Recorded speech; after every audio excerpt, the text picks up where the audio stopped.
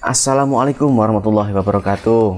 Teman-teman semua, masih bersama saya Idril Firmansyah dalam channel Ruang Hampa.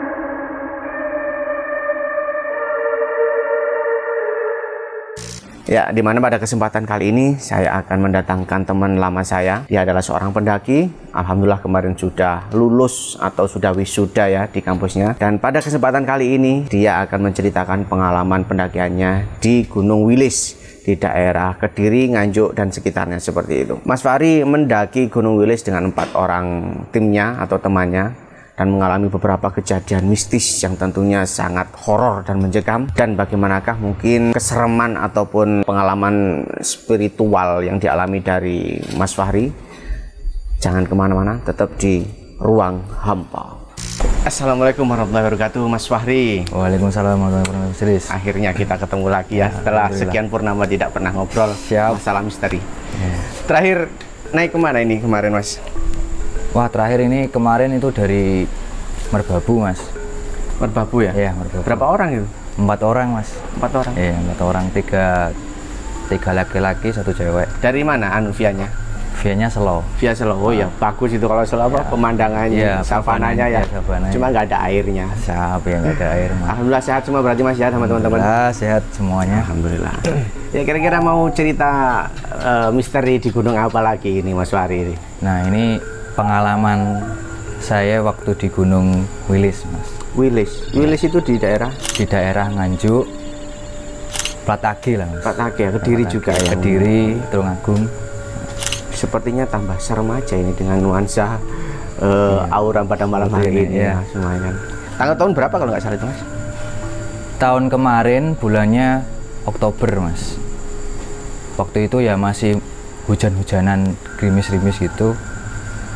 Dan waktu itu juga hampir mau ada sidang SPPA juga, karena waktu butuh refreshing juga, maka ya ke gunung lah tempatnya gitu. Nah, kisahnya itu kayak gini, Mas. Pertama kita janjian-janjian buat pikir planningnya seperti apa. Nah, karena waktu itu Panji jadi ketuanya, ya udah langsung berangkat aja, yang mau aja kan. Nah, alhasil cuma ada 4 orang yang berangkat, termasuk aku, Panji. Nah, 1 orang ini kenalan baru yaitu Mas Kotak dan sama Andiko. Kita tuh berangkat melalui via Jurang Senggani, Mas. Jalur yang emang jarang dilewati dan trekkingnya juga sulit. Namun di situ juga menyuguhkan suasana atau panorama alam yang indah juga. Mungkin berangkat dari Surabaya dulu mungkin Mas diceritakan via naik apa, kemudian berapa estimasinya? Kalau itu kemarin saya itu berangkat dari Nganjuk, tapi namun kalau dari Surabaya itu bisa naik bus. Nah, jurusan Kediri, Mas. Lalu kalau udah sampai situ nanti bisa naik ojek atau angkot naik ke pegunungan daerah Tulungagung. Nah, habis itu mungkin estimasi biayanya bisa sampai 50.000 untuk sekali naiknya itu sampai pos Jurang Sengganinya. Nah, dari pos Jurang Senggani itu juga sudah komersil, di situ udah kayak ada acara-acara outbound, udah banyak di situ, sama dibuat taman-taman demikian rupa sehingga tempatnya itu mulai rame lah. Namun untuk di pendakiannya sendiri itu masih sangat jarang sekali, Mas. Kebanyakan sih yang menarik di situ adalah ada air terjun. Apa Jadi air terjun Jurang Senggani itu paling rame di situ, Mas. Terutama dibuat perjalanan trail mas, motor trail. Nah itu di situ rame. Tapi untuk pendakiannya masih sepi. Golongan yang berangkat di hari saya berangkat itu cuma rombongan saya aja. Berarti berangkat dari Nganjuk ya? Iya, berangkat dari Nganjuk mas. Berangkat dari Nganjuk bareng sama Andiko. Nah, lalu ke rumah kotak dulu di daerah Kediri. Makan-makan siang, sholat Jumat, lalu berangkat. Nah, ketemu di pos Jurang Senggani itu, udah ada Panji di situ. Nah, kami kumpul di situ briefing untuk naik seperti apa nanti dan jalur-jalurnya juga seperti apa, di briefing sama orang di situ.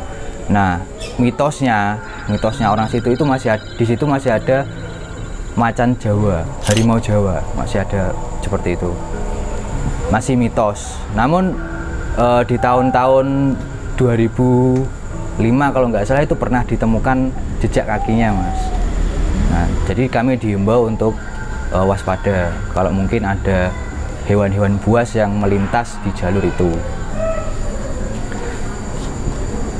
Kami mulai briefing jam 3, lalu berangkat di jam setengah 5. Kami foto-foto dulu karena di situ view-nya bagus, banyak camping ground dan area-area foto yang bagus.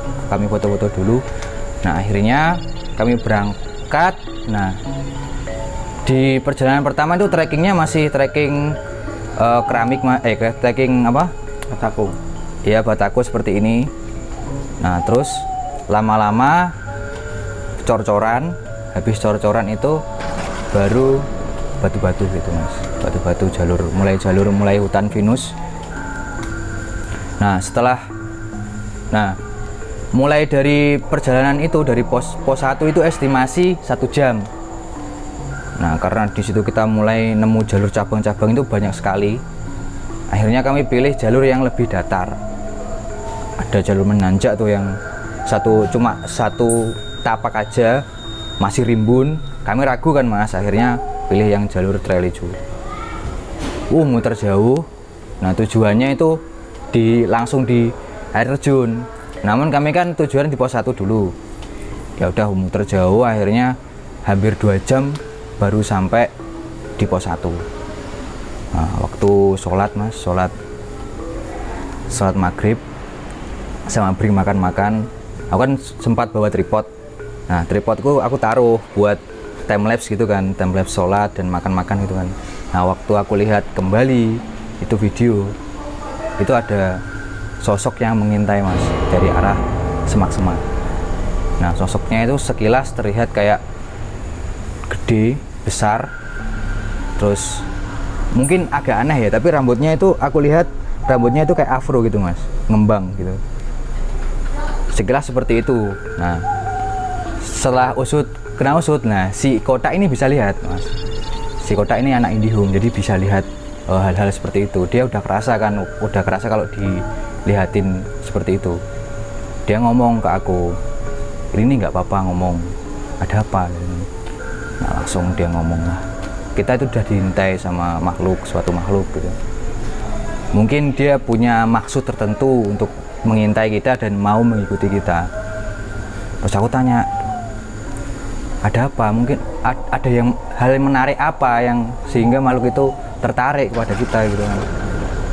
Katanya sih aku gitu. Nah, terus aku tanya kepada diriku sendiri kan, aku nggak ada niatan apa-apa, aku kesini juga niatnya baik, mau mendaki kan, nggak ada niat-niat pengen tahu segala-segala dari situ. Katanya dia tertarik sama aku gitu. Terus aku ngomong, tak, aku mau sih interaksi sama dia gitu. Ya nanti dia bakal interaksi sendiri sama kamu pelan-pelan. Aku nggak bisa bantu karena energi di sini terlalu besar katanya gitu. Ya udah, setelah itu berjalan lagi mas. Mungkin di waktu itu jam 7 lah, jam 7-an sudah berangkat lagi. Nah, di sepanjang trekking itu aku udah mulai ngerasa ada yang ngintai, ada di mana-mana itu ada kayak sosok gitu. Sampai suatu ketika aku sama Kotak itu di belakang, sedangkan Panji sama Andiko itu udah jauh di depan. Kelihatan dari headlamp-nya kan udah kecil-kecil, itu udah jauh. Jalurnya itu datar. Nah, Di situ aku dengar suara kerincing gitu Mas, kayak orang jalan di belakang kan. Terus aku ngomong, tak di belakang ada orang ya? Iya mungkin ada orang gitu kan. Ya udah istirahat dulu, kita tunggu, kita bareng yang belakang aja gitu kan. Iya kelihatan Mas, headlampnya itu kelihatan ada orang gitu, gelinding-gelinding gitu. Nah pas waktu dekat langkahnya itu udah kedengeran dek gitu kan, nggak ada orangnya Mas, hilang. Padahal aku tuh udah duduk gini kan, udah menghadap orang itu kan, bayangannya itu kelihatan Mas. Aku sengaja matiin headlamp kan. Nah waktu deket udah nggak ada orang, nggak ada, headlampnya hilang. Padahal itu kalau dilihat dari jauh itu rombongan itu ada sekitar 4 orang hilang gitu kan. Terus aku bilang itu bukan orang tak gitu. Ya aku ngiranya orang tadi juga, itu kotak juga nggak sadar kalau itu makhluk gitu kan. Waktu itu melintas kayak ada angin gitu Mas, gitu kan. Ada yang lewat. Aku tanya, tak itu ini ada yang lewat ya? Ya itu tadi yang lewat gitu. Terus aku heran, kok bisa ada rombongan pendaki yang itu? Iya itu kata kotak itu gambaran masa lalu makhluk yang mengikuti saya. Oh alah, jadi makhluk yang mengikutiku itu dulu pendaki. Iya. Dia itu mau komunikasi dengan kamu dengan cara seperti itu. Oh seperti itu. Ya udah. Aku ingin tahu sih. Aku cuma ingin tahu apa mau dia gitu kan. Ya udah, kita jalan dulu, seiring dengan waktu mungkin dia akan memberikan petunjuk. Jalan lagi. Nah, waktu di tengah-tengah perjalanan nggak ada 5 menit dari situ Mas, si Panji itu ngelambai. Ada apa? Berhenti dulu sebentar, ada macan gitu kan. Macan gitu. Langsung kami lihat di depan itu ada macan Mas, gedenya itu segini lah. Melihat ke arah kami. Kalau disorot headlamp kan matanya bisa mekan gitu Mas ya, nyala gitu kan. Terus akhirnya ya udah kita tunggu aja sampai dia pergi. Jangan sampai balik badan, karena kalau sampai balik badan dia bakal berani gitu kan. Lihatin aja terus.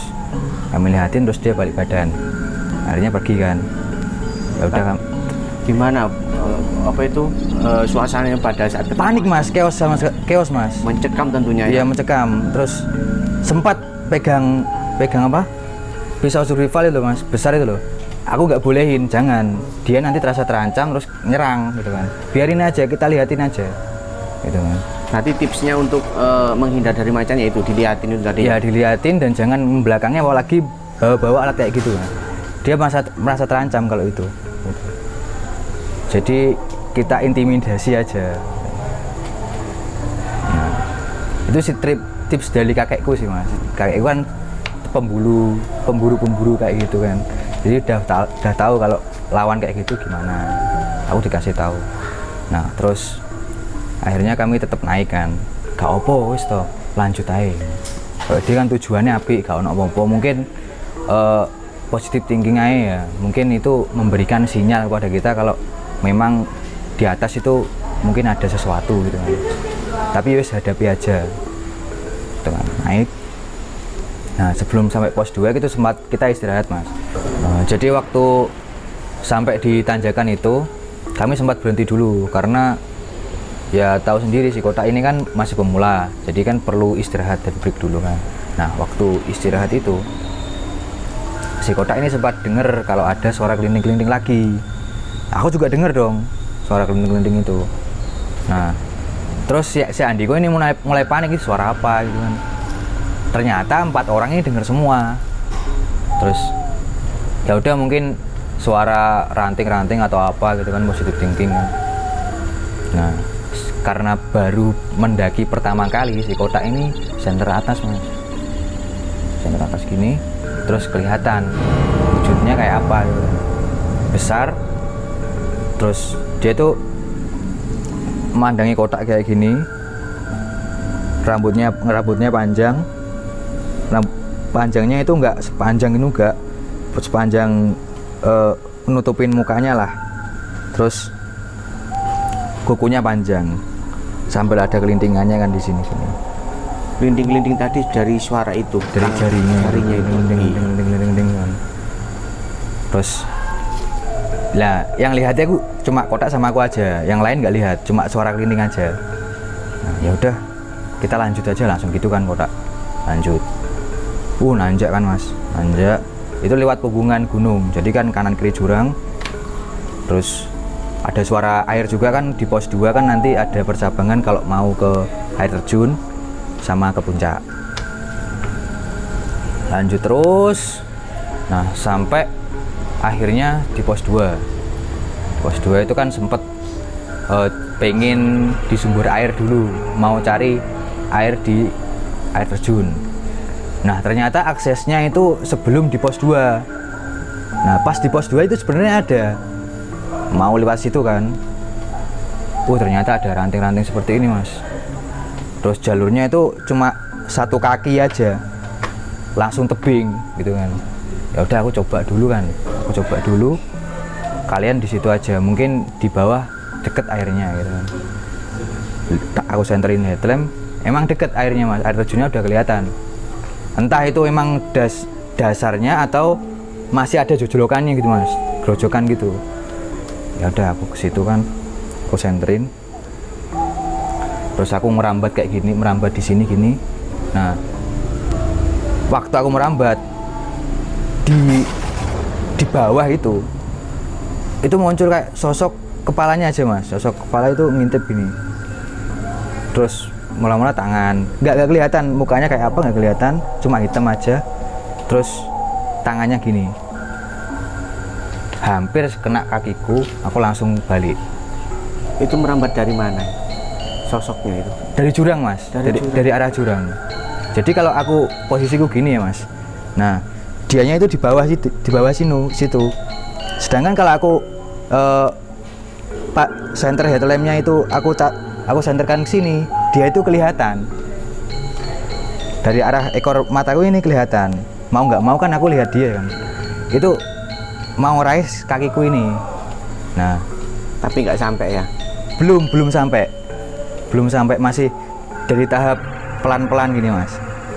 Nah, terus akhirnya aku tak balik gitu kan, aku balik langsung. Wes bahaya Ri, jangan ke situ lagi gitu kan. Jalurnya sudah nggak pasti, terus ada sesuatu yang kayak gitu kan, malah membahayakan diri sendiri. Aku ngomong sebenarnya dikit lagi loh, aku sudah bisa itu dapat airnya gitu. Udah nggak apa-apa, kita pakai seadanya dulu aja. Nanti di pos mata air di atas ada kok airnya gitu kan. Udah.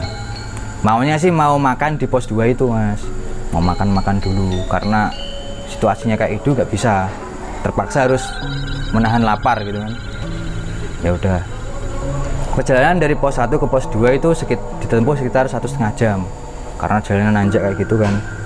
Nah terus akhirnya lanjut ke pos 3. Nah jalan di pos 3 ini datar banget mas, tapi cuma setapak kecil gitu, kanan kiri langsung jurang curam gitu.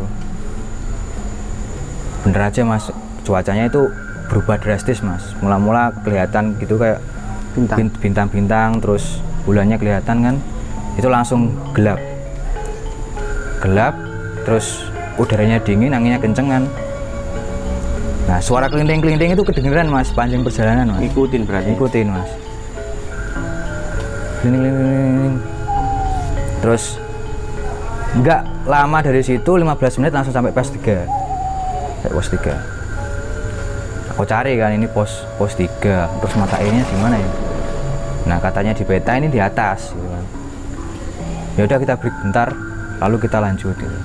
Nah si kotak ini senderan di pohon mas, senderan pohon. Dia senter ke atas lagi. Langsung ada kayak Mbak Kunti itu terbang gitu kayak Superman gitu kan. Wush, gitu.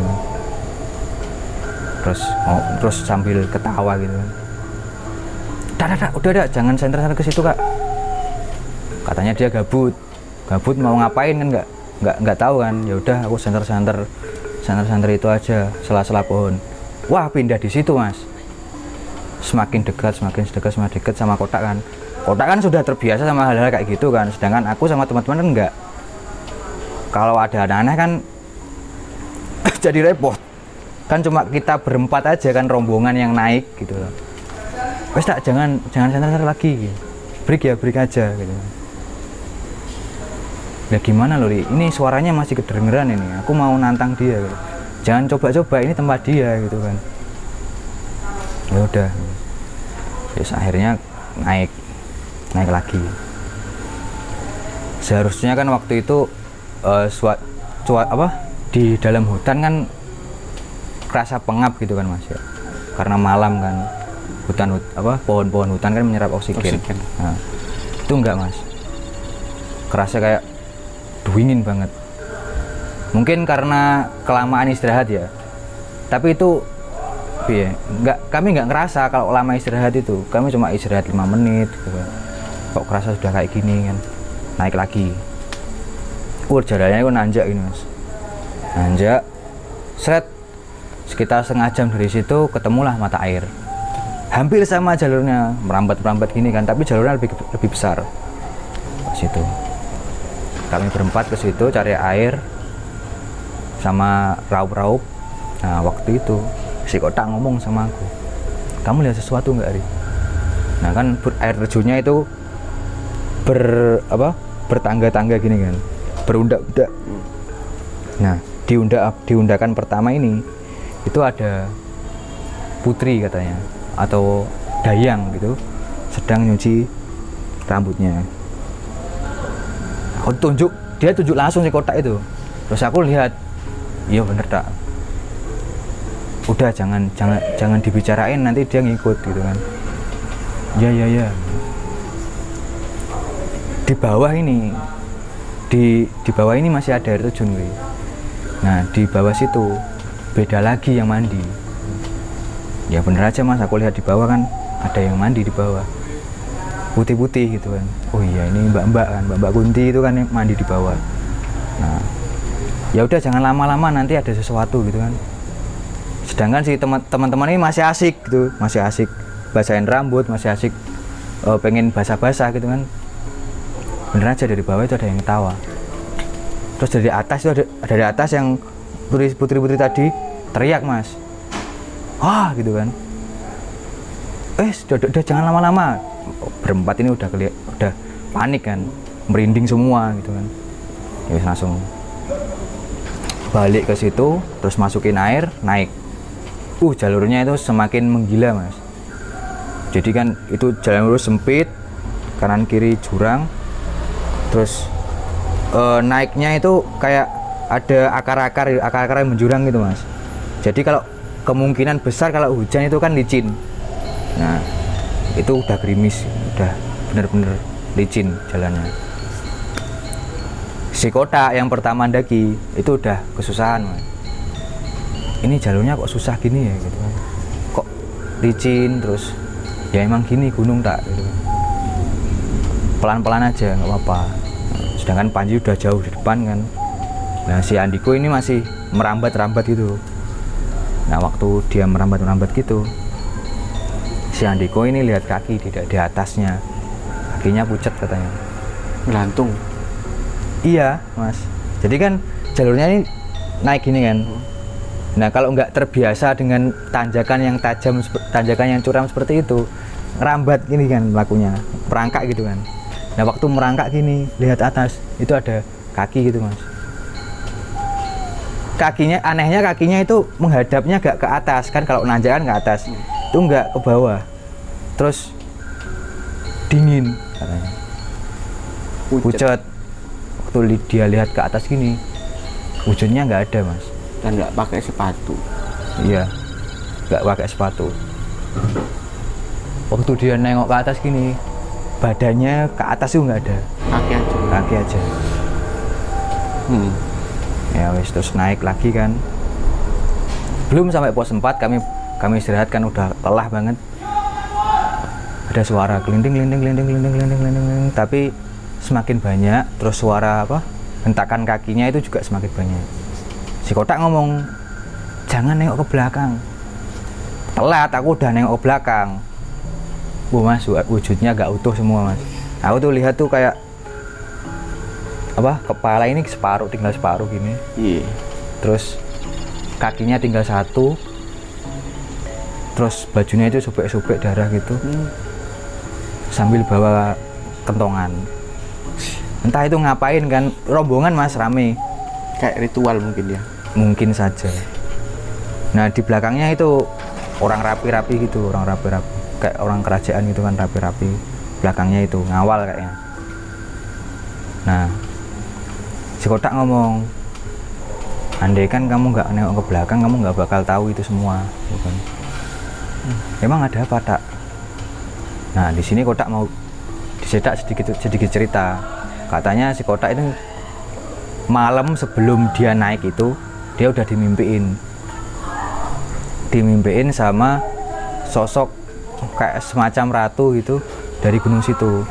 Dia ngomong ketika kamu naik besok itu pas ada event di situ. Entah event apa, si kotak nggak dikasih tahu. Pokoknya kalau ada suara kayak glinding-glinding itu jangan nengok ke belakang. Apalagi kalau waktu ramai. Itu pasti ada sesuatu gitu kan. Nah terus si kotak ngomongin itu rombongan yang di depan itu mas, yang tadi lewat berhenti mas, nengok ke kita semua.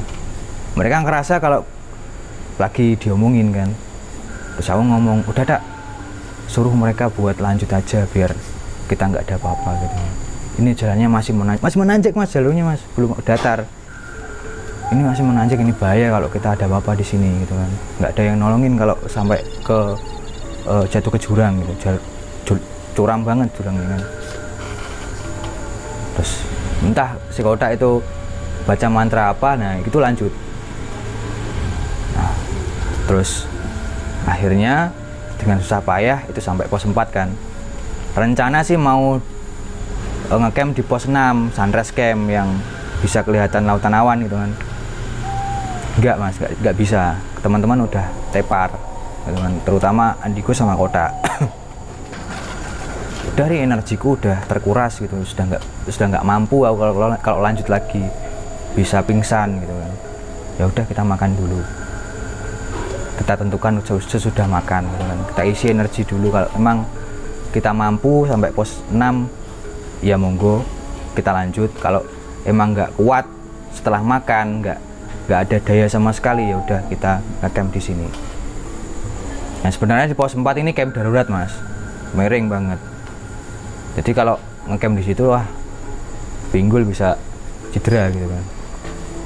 Ya udah kita bangun flysheet gitu, terus masak-masak, anginnya kenceng kan, sempat mati terus itu kompor. Terus akhirnya kami kelilingi gitu, kami tutupin baru bisa masak. Nah waktu itu si Kotak sama si Andiko itu kebelet kencing mas, kebelet kencing. Nah otomatis kalau kencing berdua kan berlawanan gitu kan, berlawanan arah gitu kan, nah, saling membelakangi. Nah, waktu dia kencing, si Kotak ini lihat si Andiko itu sedang kencing genderuwo mas. Nah genderuwonya itu marah gitu kan, sambil ngeliatin Andiko kan. Terus ngomong si Kotak itu, kamu tadi kencing di tempat yang salah gitu kan. Kenapa? Genderuwo kamu kencingin gitu kan. Terus gimana? Ya udah santai aja gitu kan. Kamu kan nggak bisa lihat, santai aja. Terus habis makan kita briefing lagi, maunya gimana kalau kita lanjut.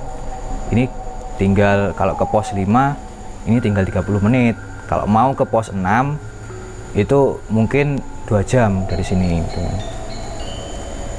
Gini loh Ri, kalau kita aja tadi dari pos 3 ke pos 4 katanya peta itu 45 menit, kita aja naik 2 jam Ri, gimana gitu kan. Pertimbangannya kayak apa?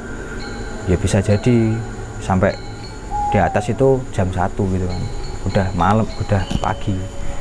Tapi kan di sana sudah disuguhkan panorama alam yang bagus, rasa capek kan bisa hilang gitu kan, pertimbangannya kayak gitu. Sedangkan kita tidur di sini kan miring gitu loh, nggak enak dibuat tidur. Mikir lagi kan. Ya udah kalau emang nggak bisa kita ngecamp di sini aja. Akhirnya diputuskan ngecamp di situ kan. ngecamp di situ. Nah si Andiko ini kebelet kencing lagi, udah masuk semua kan, nggak tahu lah dia kencing di mana kan. Nah akhirnya masuk ke tenda tidur. Posisiku kan di depan itu, di depan pintu tenda itu kan Andiko, aku, Kotak, Panji. Nah, si Andiko ini tidurnya menghadap ke pintu tenda, sedangkan aku juga menghadapnya ke situ kan. Terus si Kotak ngomong, "Ri, tidur jangan ngadep situ, nanti bakal banyak gangguan." Kok bisa? Iya, bentar lagi si Ratu bakal lewat sini. Kok kamu tahu? Ya aku sudah bisa merasakan auranya, katanya gitu. Ya udah aku pengen lihat gitu kan. Waktu itu udah jam 12 lebih. Rasanya itu panas banget mas, pengap gitu kan. Udah kan itu ada, kita pakai tenda double layer kan. Ya aku positif thinking aja, mungkin dari sini gitu kan. Dan itu masih hutan, masih rumbun, mungkin panasnya dari situ. Bener aja mas, pocong lewat mas. Namanya pocong kan jalannya lompat-lompat, lompatnya itu tapi terbang mas, lompatnya itu ngayang mas. Jadi ini umpamanya ini tanah ya, di atasnya gini mas, plek gini. Langsung pocongan rek. Itu kelihatan dari mana itu? Dari pintu tenda itu mas, dibuka mas, karena pengap toh, dibuka kelihatan mas. Andiko langsung balik badan. Piye kok? Ini gangguan nih. Wis langsung. Bener aja mas, pocongnya itu langsung deket mas. Set. Terus aku, ya podak gitu kan. Santai. Nggak bakal kelihatan wajahnya. Waktu dia bungkuk gitu, ngeliatin wajahnya, nggak ada wajahnya mas. Hitam gitu mas. Nggak ada wajahnya. Dilihatin di tenda gini, nggak ada. Terus kayak ngilangnya itu kayak shoot gitu mas, terbang gitu. Pelan-pelan hilang set. Nah terus habis itu ada, yaitu yang diomong Kotak itu, ada Ratu yang lewat. Dia itu pakai baju hijau, terus dalemannya itu hitam ada corak batiknya gitu. Terus dia pakai sanggul sama yang itu tusuk konde. Tapi nggak menghadap kita, cuma lewat aja. Tapi yang buat aku heran itu kakinya napak mas, kayak manusia gitu, tapi nggak ada bayangannya. Itu kan ada lampu tenda, otomatis kan bayangannya kelihatan, itu enggak. Nah habis itu lewat, kita baru bisa tidur. Akhirnya tidur sampai pagi nggak ada gangguan apa-apa. Kita masak mie, terus naik. Bener aja mas, naik itu pakai tali gitu mas naiknya, karena ada akar-akar yang merambat itu kan, buat licin kan. Akhirnya kita naik pakai tali sampai di pos 5 itu 15 menit, karena nggak bawa carrier dan lain-lain kan, jadi nggak berat. Terus lanjut sampai ke pos Sunrise Camp, pos 6 itu cuma 1 jam sampai sana. Sama jalurnya itu kayak akar merambat itu, sulit banget. Nah ada satu tanjakan yang sedikit berkesan mas ya. Nah waktu sebelum di pos 4 itu ada jalur miring gini, jadi cuma kayaknya longsor deh, jadi miring gini terus nanjak. Nah jalannya itu pilihan satu-satunya lewat situ, ada talinya kan, aman lah. Pas aku naik, anakku posisiku di belakang, aku kan otomatis terakhir. Pas aku naik, seret, aku kan naruh senternya si Kotak kan di tas, di saku gini kan, ada yang narik gitu mas. Seret. Wah itu aku buat dada itu deg deg deg deg gitu, karena kan langsung jurang gitu kan belakang bawah itu. Yang Mas Kotak kelihatan kaki itu tah? Bukan Mas, itu di pos 2 kan itu. Oh ini sebelumnya Ini pos 4 ya, pos 4. Sebelumnya pos 4 ada tanjakan itu. Nah, terus akhirnya kan kami sampai di pos 6 itu kan seneng-seneng kan lihat lautan awan, lihat apa puncak-puncak wilis yang lain. Kami putuskan langsung ke puncak. Nah, waktu di puncak si Kotak ini kayak aneh gitu Mas, ngomong sendiri pojokan gitu kan. Kan di situ ada kayak gua gitu Mas. Kalau naik lagi ada kayak gua gitu. Kotak itu di situ. Entah dia cari jalur di mana. Padahal untuk akses di situ itu sulit banget Mas. Perlu alat buat buka jalur lah. Di situ dia ngomong sendiri. Terus dia balik. Aku tanya, ada apa tak? Nanti aku ceritain di bawah aja. Ini larangan kalau cerita di sini, gitu kan.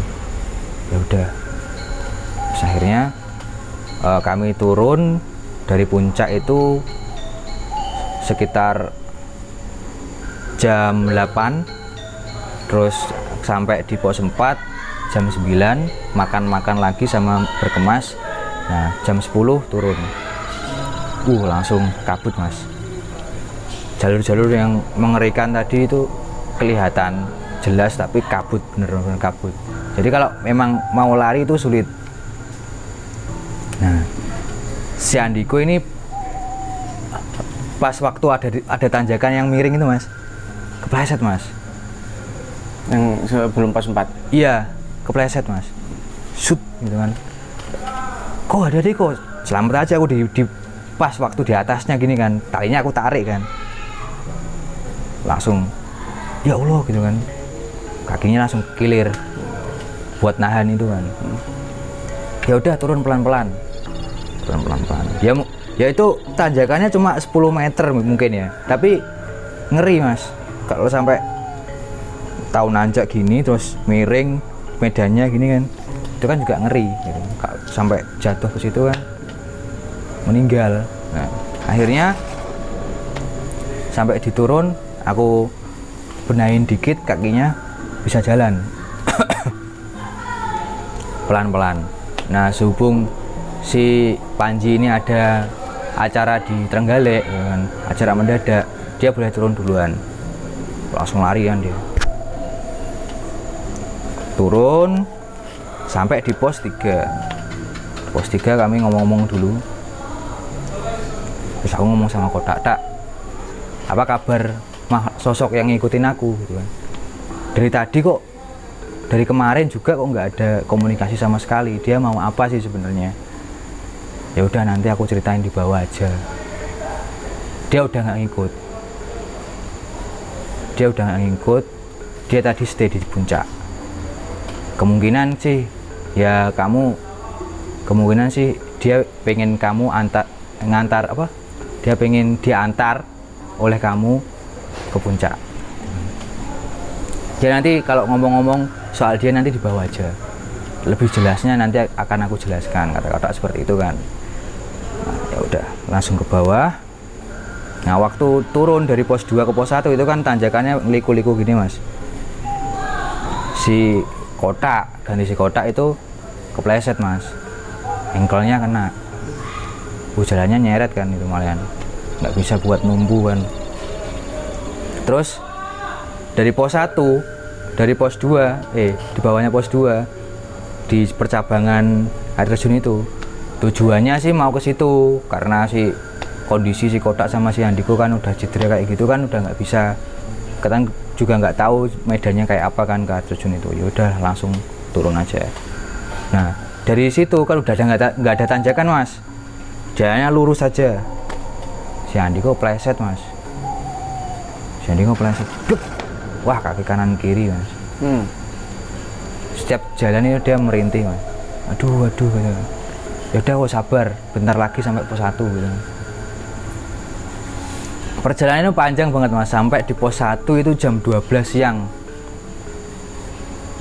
jam 12 siang mas, udah wah matahari udah nyentrong banget kan. Ya udah jangan lama-lama, kita harus sampai base camp. Alhamdulillah sampai base camp jam 4 sore. Lama banget karena kaki kanan kiri itu udah kan kayak gitu kan. Nah waktu habis mandi dan bersih-bersih diri, sholat, nah kumpul lah kami orang bertiga itu kan, kumpul. Tak, apa aja sih sebenarnya yang ada di situ waktu kita ketemu gitu kan. Waktu kita di pos 1 itu ada sosok yang mengamati kamu, Ri. Waktu berangkatnya ini? Ya, waktu berangkat itu. Nah, sosok itu sebenarnya pengen diantarin ke sampai puncak karena dia dulu jatuh ke jurang pas waktu naik. Nah dia cerita sebenarnya waktu kita dilihatin rombongan itu, rombongan yang pertama yang ada helmnya itu, dia mau cerita sebenarnya sama kamu, tapi sehubung kamu nggak bisa merasakan atau nggak bisa peka dengan itu, ya nggak bisa nerima ceritanya. Dia nggak tahu mau cerita dengan kayak gimana. Ya udah, dia diam, ceritanya sama aku gitu, sama Kotak maksudnya. Nah ceritanya gimana tak? Jadi dia jatuh di tanjakan yang miring itu. Jadi itu tanjakannya sejak dulu. Iya, nggak longsor, nggak apa, emang gitu jalannya. Sebelum pos 4 tadi? Iya, sebelum pos 4 dia jatuh di situ. Sebelum ada talinya, dulu nggak ada talinya mas. Dia jatuh di situ. Nah dia mau kamu nganter ke puncak. Karena apa? Seumur hidupnya di situ dia belum pernah ke puncak karena terhalang ada kayak pembatas gitu loh untuk ke puncak. Sedangkan yang bisa menembus itu cuma manusia. Nah kalau dia melekat ke manusia, otomatis energinya kan sama kan, nah, baru bisa masuk menembus pintu itu. Nah, walah. Terus akhirnya dia cerita si Kotak ini. Nah sebelum di situ aku cerita mimpiku dulu ya. Nah sebenarnya mimpiku itu setelah si Ratu itu memberikan instruksi buat nggak boleh nengok ke belakang, si Ratu memberikan perjanjian. Si Kotak ini ngomong jangan ganggu rombongan kami kan, apapun jangan sampai mengganggu. Terus si Ratu ini jawab, aku nggak bisa menjamin itu semua karena kan rakyatku itu random, terserah mereka mau apa. Aku nggak bisa memberikan proteksi apapun kecuali kalau dibentengi. Jadi kami dibentengi gitu, diberikan proteksi berupa benteng, itu bisa. Nah, katanya gitu. Ya udah, aku mau kayak gitu, tapi ada konsekuensinya. Wah, konsekuensinya kata si Kotak, dia bakal paling terkuras energinya. Jadi bentengnya itu memakai energi si Kotak. Katanya di bawah katanya gitu. Nah, terus apa lagi tak yang ada gangguan? Yaitu di tenda. Terus waktu kamu nengok ke belakang itu kamu lihat semua kan, yaitu gangguannya di tenda, terus gangguan pocong dan lain-lain seperti itu. Ya cuma itu aja gangguannya mas. Nah terus Kotak kan langsung bongkar kedoknya kan. Sebelumnya kan Kotak ini lebih kenal dekatnya sama Andiko, dan Andiko itu nggak pernah tahu si Kotak itu anak indigo.